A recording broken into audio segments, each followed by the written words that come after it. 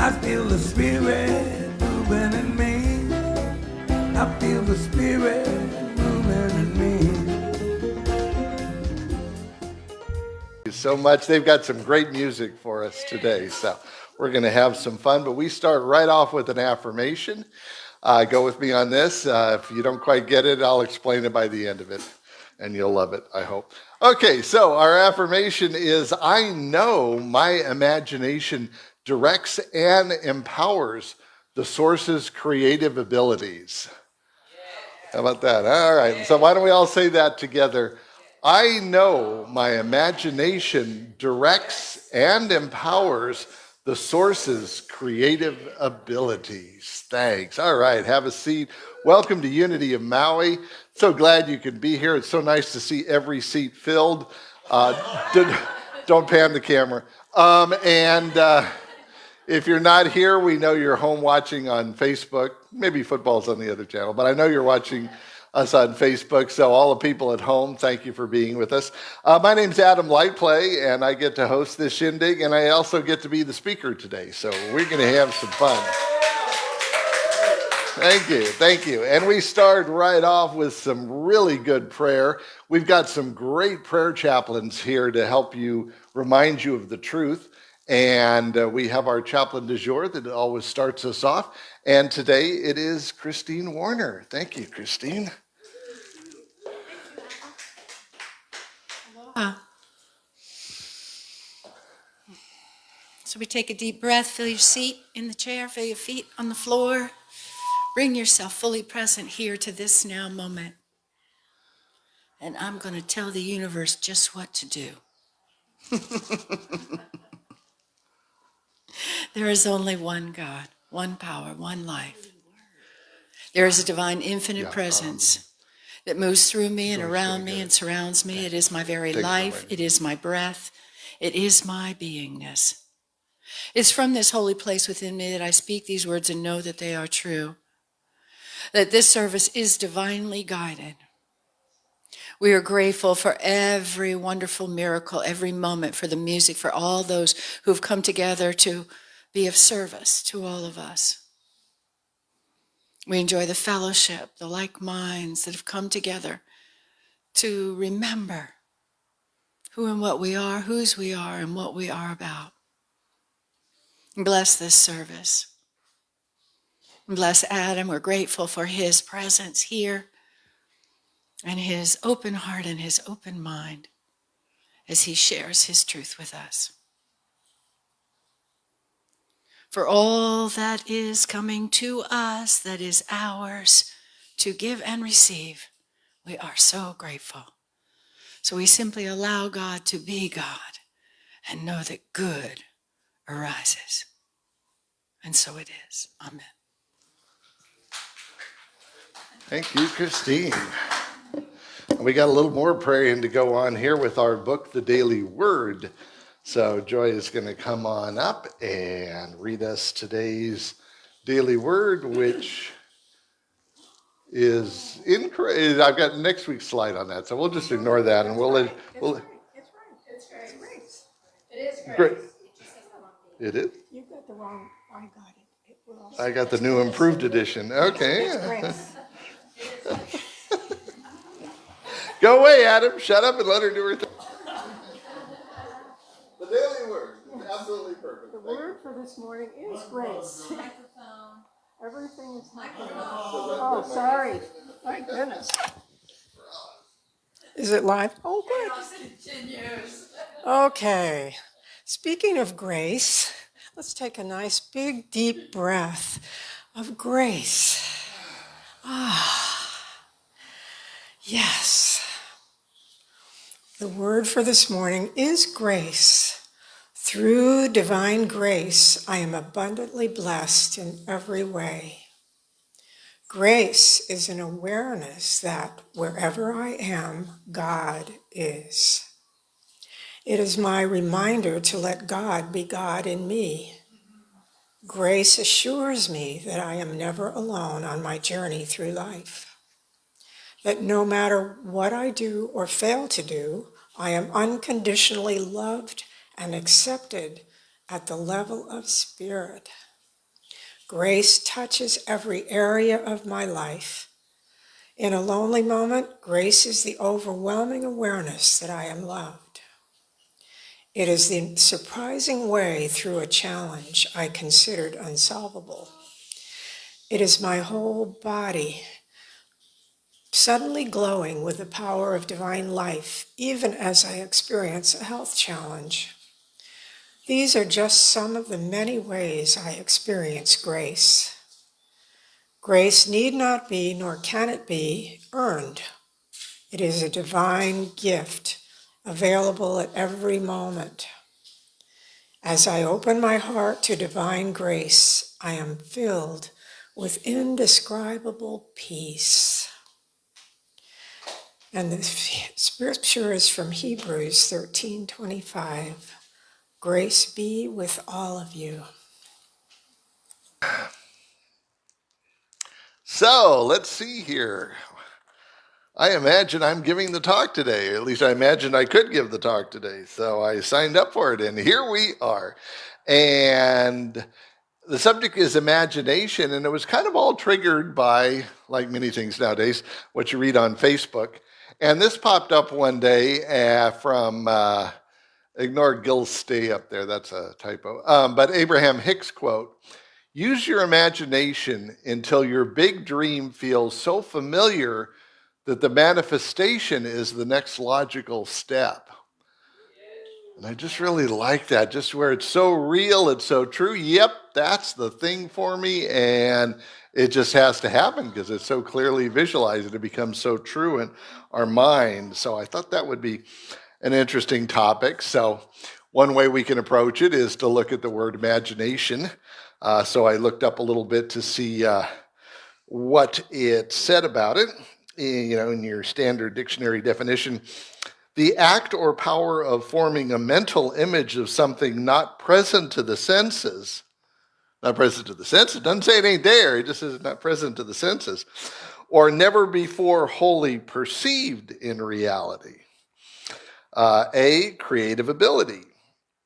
B, the ability to confront and deal with a problem. I like that, resourcefulness. Use your imagination and get us out of here. The thinking or active mind, stories that fire the imagination. Imagination can be a creation of the mind, there you go, and especially an idealized or poetic creation, fanciful or empty assumption. Well, it's not empty till I fill it in with my thing here. So, and then what's interesting, well, I'll just read a little further here, imagination and brain chemistry. Imagination has the potential to induce physiological changes similar to the placebo effect.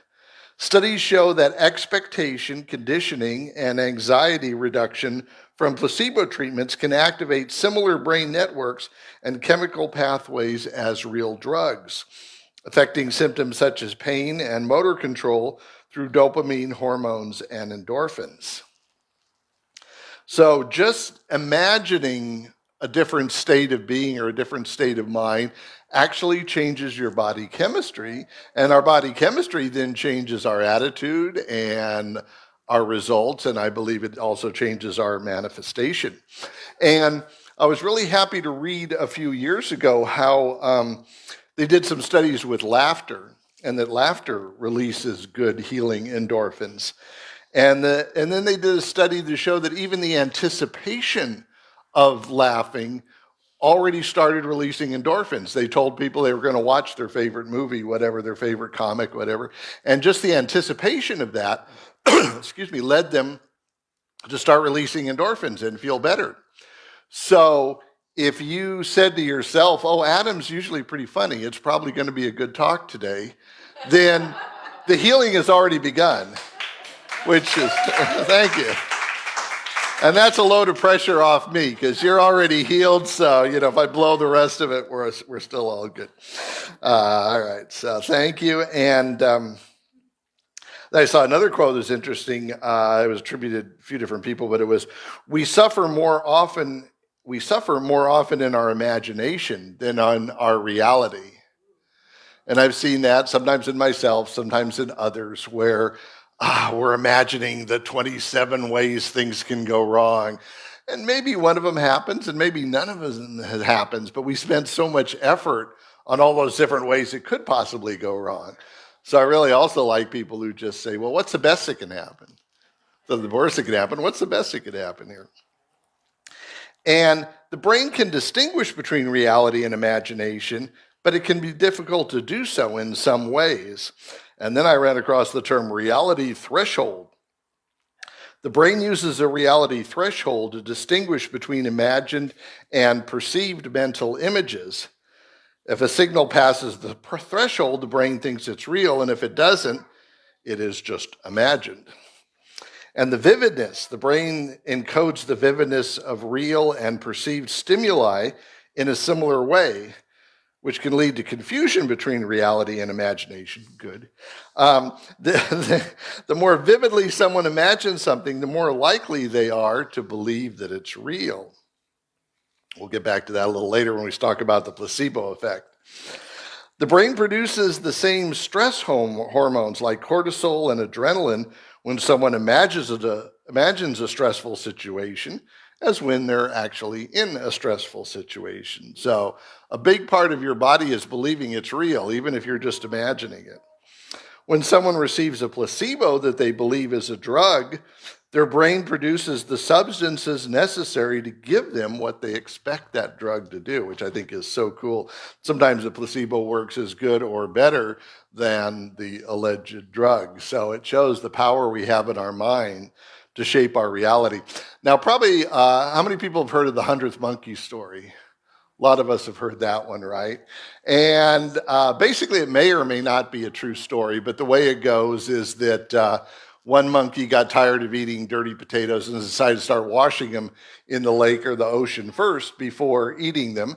And then she taught her baby to do the same thing, wash the potatoes before they ate them. And pretty soon, the whole clan of monkeys all started with it. Oh, that looked like a good idea. I'll wash my potatoes before I eat them. And it reached this hypothetical 100th monkey, and monkeys in other colonies on other islands that had never met these monkeys all started doing the same thing. It was just now it was in the group mind, and they started washing the potatoes. Now, this story may or may not be true. I really don't know. A lot of people have debunked it. It's become a very popular myth. And what I found really interesting about it is that if you believe the story, if you've heard it, totally bought it, you believe it, it's now true because you believe it. So the 100th monkey is a self-fulfilling story, even if it wasn't true to begin with. If we get to the 100th monkey that believes that it's a true story, now it's true. And the point behind it is that eventually the group mind reaches a tipping point. Eventually the group mind all latches onto a thought. And as I grew up, I've always played with technology. I loved it. So we had cassette tapes and vinyl when I was growing up. And then the CD came along. And that was this esoteric, weird thing that a few people had these magic silver discs that cost tons of money to play. And then one day, the CD players were affordable price. Everybody had a CD, and boom, that was just what your music was on. And same thing with videotapes. You know, originally video was this esoteric thing, and then one day, suddenly everybody had a VHS, and blockbusters were on every corner. So things reach a critical mass. Things reach a point where we all agree on them, which is kind of cool. And I was thinking about a world without imagination. I saw an episode of Deep Space Nine where they met some aliens that were fascinated by the human's ability to imagine. And the aliens saying, you know, you got something powerful there with that imagination. We're fascinated by your ability to create these pictures and thoughts within your mind. And I think really everything that's fiction, all the books, anything that's not, you know, literal nonfiction, is a generation of somebody's imagination of looking at what's out there and putting it together into a new story. And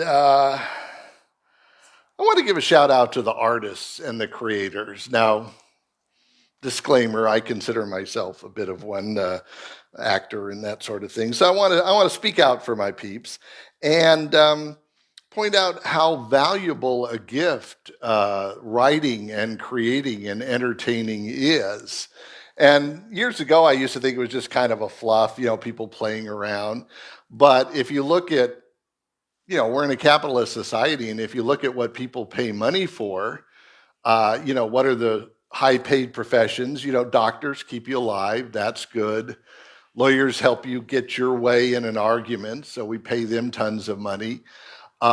Teachers teach the next generation of children, so I don't know what happened with that one. somehow we missed the boat on that one, but that one ain't in line with my metaphor.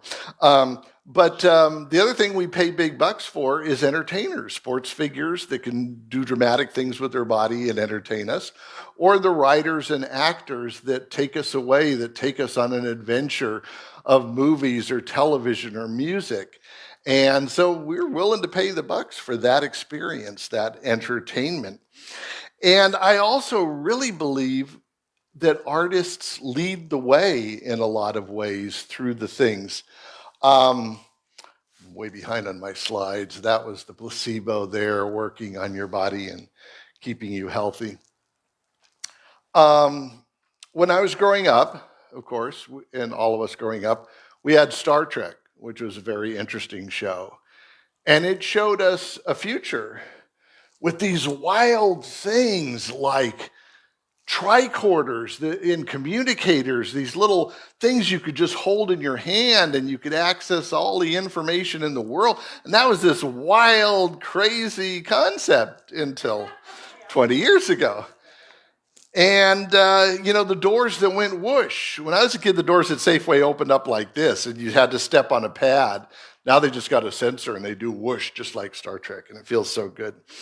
And you might even remember, if you're a real Star Trek fan, you might even remember the episode with Terry Garr, where for some reason, they travel back to the 60s, chasing this guy who's out of time, and, he's come back from the future also. And he's got this typewriter, and when Terry Garr talks, the typewriter types what she just said. And as a teenager, I thought, that would be so cool to have a typewriter that just types what I said, because I'm not a fan of longhand. And it would be so nice if the typewriter just typed out everything I said. How fanciful, how wild, how crazy. Oh, voice to text. And, Dragon Speaking came along, 20, 30 years ago, and now we've all got it on our phone, and just we talk and it turns into text. How convenient. So a lot of times the artists are actually the visionaries that lead the way to create what eventually becomes true. And the other wonderful thing about Star Trek, of course, was the multiracial cast. At that time, everybody was pretty much, white males on television. And Gene Roddenberry threw in women in positions of authority. He had an alien with pointy ears that looked halfway to the devil. He almost made him red, but that was a little too far for the network. So he said, okay, I'll make him. Actually, red didn't look good on video anyway, so they changed him to green. But a pointy-eared, almost devil-like alien, all working together, all cooperating, no racial issues. They were different races, but they all just worked together. And a really cool story, you might have heard this one about Nichelle Nichols, Lieutenant Uhura. And after the first season of Star Trek, she got offers to go to Broadway, and she was considered herself a musical theater person. So she went to Gene Roddenberry and said, it's been thanks for the year on the show, but I'm going to have to resign because I want to go do my Broadway thing. And Gene Roddenberry's like, oh, you don't want to do this, but okay, I'll put your letter of resignation. It's in my desk. Think over the weekend, see what you think. That weekend, Nichelle Nichols goes to a fundraiser in LA, and somebody says, hey, a really big fan of yours wants to talk to you. So she's looking for the Star Trek nerd, some young guy. And instead, there's Martin Luther King standing in front of her saying, it's me. I'm a huge fan. I love what you do. And she goes, oh, thank you. Wow, I'm really honored. I'm going to miss everybody on the cast. And he's like, wait, what? And she says, yeah, I'm resigning to go to Broadway. And Martin Luther King says, no, I'm sorry, you can't. You just can't do that. And she's like, what? Why? It's Martin Luther King, so you're certainly going to listen to what he has to say. And he says, you are needed in what you're doing. You're the only black person on television that's not playing a black person. You're playing a person. You're playing a person of authority on a ship. You're a human being. You're a part. If you leave, they may not replace you with a black person. They may replace you with an alien or whatever. He says, you're setting an example. You're showing people that a black woman can be just as competent and just as much of a leader on the bridge of a starship. And she was like, with the way she tells it was kind of like, well, I guess I got to go with what Dr. Martin Luther King says. So she went in Monday and said, Gene, that letter of resignation, never mind. And he said, yeah, well, I already tore it into 100 pieces. Here it is, thank you. But yeah, good. I'm glad that, Dr. King could convince you. What I was trying to say is that, the setting the example. So I propose that media has led the way on us. Before Barack Obama was elected, we had a few black presidents in our movies. We had President Dennis Haysbert. We had Morgan Freeman as president, I don't know how many times. And I think, again, that shifted a little bit of consciousness of, okay, it's perfectly normal to have a black president. Nothing different about that. They're very competent people leading the country. So why not carry that on? So the artists, in many ways, set the example. In many ways, LGBTQ rights, whatever. So many ways the stories have been ahead of us, on television and movies, and showing people examples. Star Trek had an episode where people had, no gender. And if they wanted to have gender, they were slapped by society for wanting to have a gender. You weren't allowed to have one. So all these different permutations on the story we've seen in our entertainment, and I think that's really good for us. And then I keep talking about Man of La Mancha because it was such a good play. And one of the lines in there, that blows my mind and really got me thinking was when the logical one is talking to Don Quixote or Cervantes about facts, and he says, facts are the enemy of truth. And as a logical guy, it's like, well, no, wait a minute, wait, what? But, if truth is love, if truth is connection, if truth is joy and so many other things, and your facts get in the way of that, maybe sometimes facts are in the way of truth. Facts change.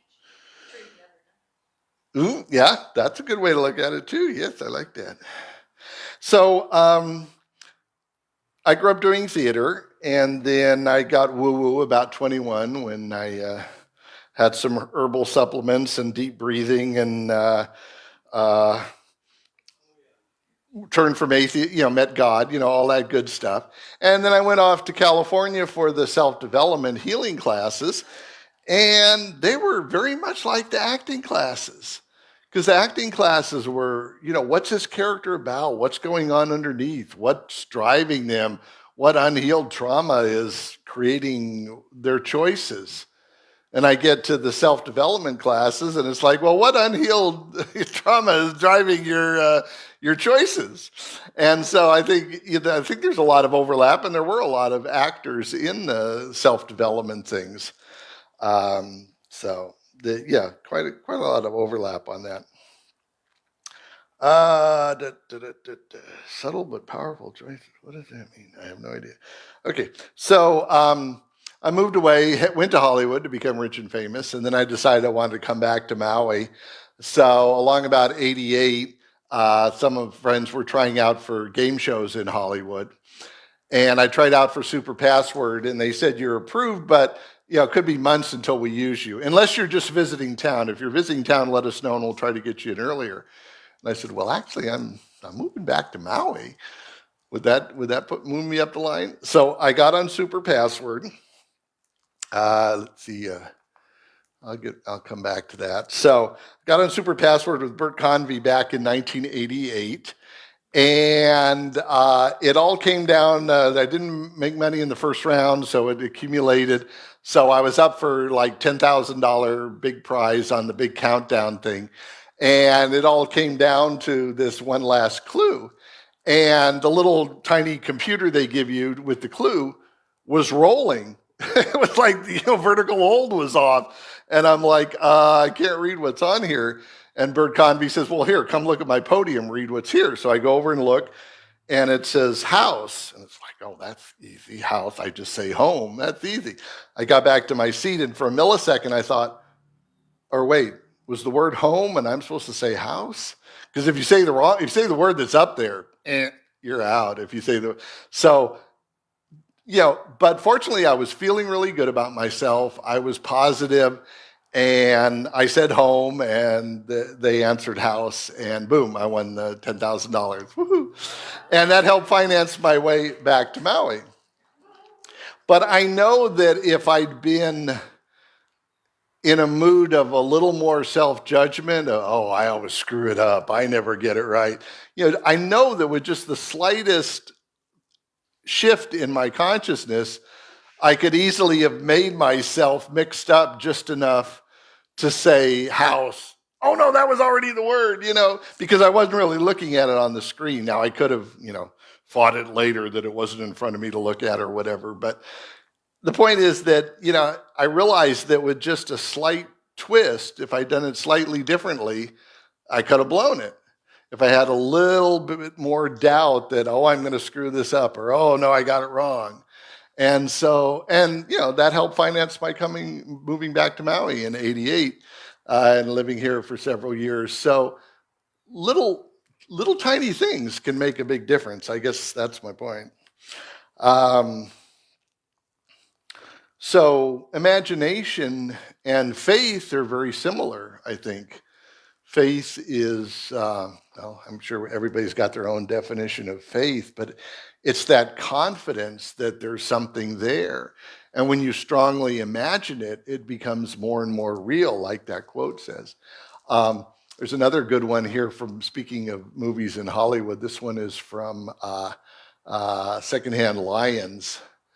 Sometimes the things that may or may not be true are the things that a man needs to believe in the most. That people are basically good, that honor, courage, and virtue means everything, that power and money and power mean nothing, that good always triumphs over evil. But I want you to remember this, that love, true love, never dies. Doesn't matter if any of this is true or not. You see, a man should believe in these things because these are the things worth believing in. I thought that was really cool. I like that. All right, another good quote. There's so much power in believing that everything will work out. So why not spend your imagination and your energy? Why not prime that pump, And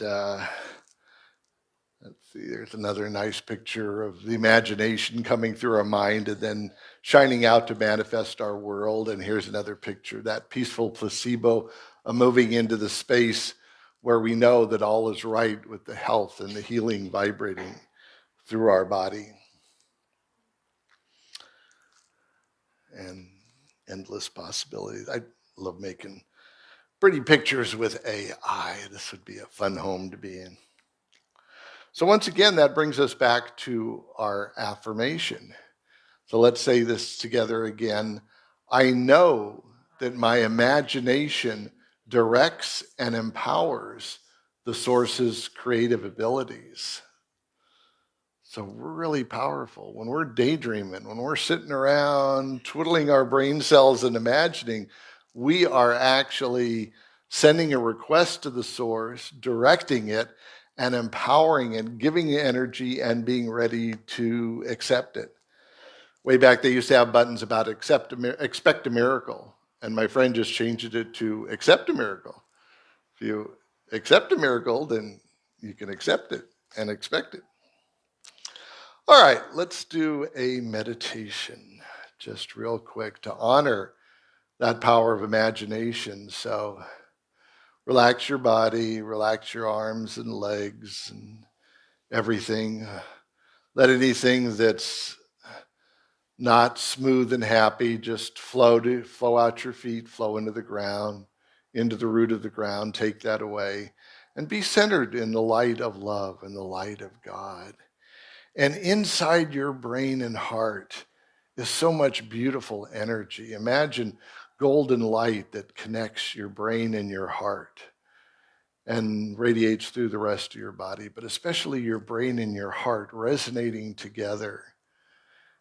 And your brain has yearnings and thinks up, wouldn't it be fun if I had someone to love me? Wouldn't it be great if I could reach someone with this message? Wouldn't it be great if I had some form or some way to communicate this thought? Wouldn't it be great if I could run or jump or dance or whatever these urges are? So these feelings, these yearnings come up in us. We probably did it in past lives. We probably remember it. We might even have come into this lifetime with the express purpose to do some of that stuff. So it keeps floating to the surface as our desires and our yearning and our awareness and our memories and what we're drawn to experience. So we honor that imagination. We honor that when we sit and let our brain just fantasize, that we are actually honoring ourselves. We are actually listening to ourselves. We're listening to our heart. We're listening to our special talents and purpose and reason for being here.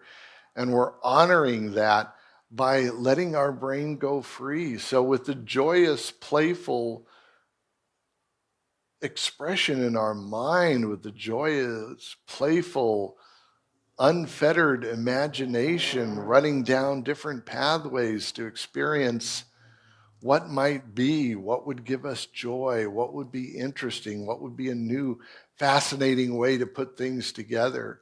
We are priming the pump for our internal joy and possibly giving a great gift or showing something to the world. So we just honor our imagination. We give ourselves permission to enjoy it whenever it comes up. And we know that it is another powerful tool in our skill set that is so easy to use, that is so right there. It looks like playing, but it is. It's playing, but it's also something so much more sacred and powerful as well. And yet it feels like playing. So you got the best of both worlds. So we thank God, we thank all the teachers and guidance that help us remember this and express this. We thank all the possibilities that are in life. We thank our beautiful body for having the ability to imagine and do that. And knowing that we are connected with an infinite engine, with an infinite source that responds to our imagination. Our imagination is the programming interface to ask that source to deliver whatever we want.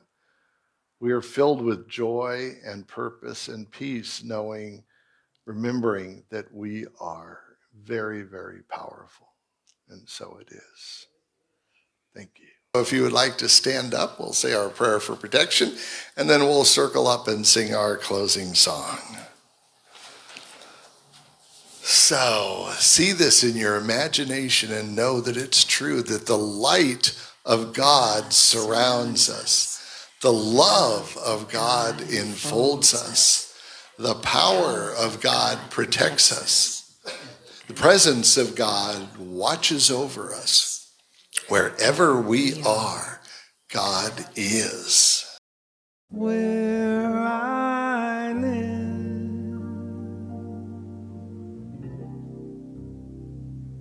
they're all raised.